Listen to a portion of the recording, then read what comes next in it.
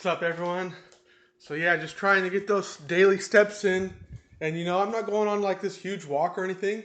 I'm just in the kitchen. Might go around my house, my backyard. Nice sunny day out there, get some sun. It's pretty easy to get those 10,000 daily steps. In my case, I'm shooting for 14 or more, just to make fat loss a little bit quicker. Getting those steps in really does help with seeing the scale drop. And it's a really great alternative to having to do a bunch of cardio 5 days a week, high intensity stuff that spikes your metabolism, makes you hungry. Walking doesn't really do that, as people have noted throughout the years, and even studies show this. Um, Another thing that a lot of the studies show, which I wanted to talk about real quick, is the amount, the size of the calorie deficit, how much weight you should lose, right?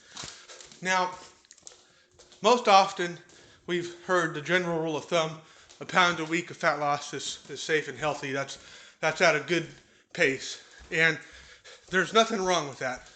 And that is a safe and healthy pace.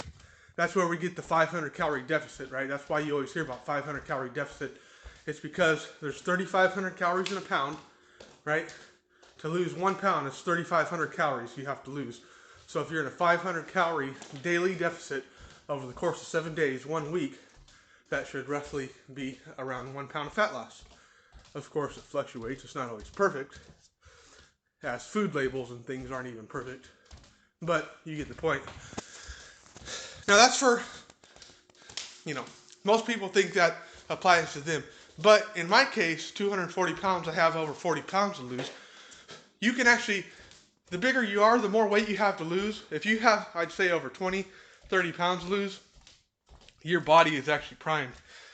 Keno Body, Greg O'Gallagher actually talks about this as well. And this has been studied in the literature as well. You see, when people lose weight too fast, they think they're going to lose muscle. Now, this is the case. You can be, if you're not training, first of all, you're definitely going to lose muscle. You need to strength train. You need to weight train. You need to try to keep your numbers up.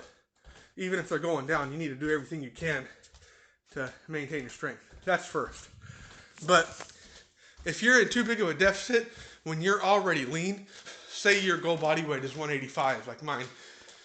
If I was already 200 pounds, 10% body fat or whatever, already fairly lean, then that's when I have to slow down the deficit.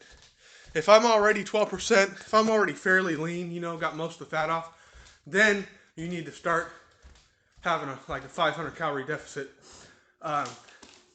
That's when muscle loss is most significant. When you're trying to go in a huge deficit, when you don't have a lot of fat to lose, when you barely got 10, 15 pounds of fat to lose. When it does make sense to go in a bigger deficit, cutting more calories, is when you're like I am now, 235. I still got a ways to go.